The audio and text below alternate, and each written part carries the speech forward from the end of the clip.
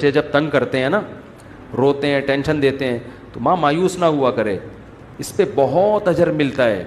مسلمان ماں جب بچہ پالتی ہے نا تو اپنی اولاد سمجھ کے تو پالے, اللہ کی مخلوق سمجھ کے پالے. علماء کہتے ہیں ایک ایک قطرہ جو دودھ پلاتی ہے نا ماں, ہر گھونٹ پہ اللہ ماں کو نیکیاں دیتا ہے, ہر گھونٹ پہ. حالت حمل میں عورت کی موت ہو جائے تو یہ شہادت ہے. کیوں؟ اس نے اللہ کی مخلوق کو پیٹ میں اٹھایا تھا جننے کے لیے, اور یہ اس کی موت کا ذریعہ بنی.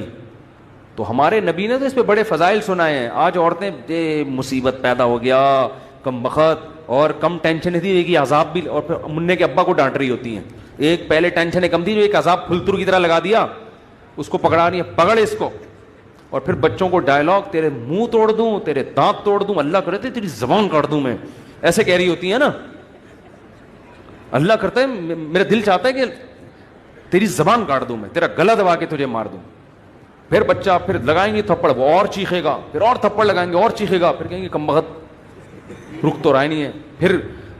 پھر کوشش کریں گی پیار کرنے کی, اس طرح چپ ہو جا. تو بچے ہوتے ہیں غیر مقلد, حقیقت ہے.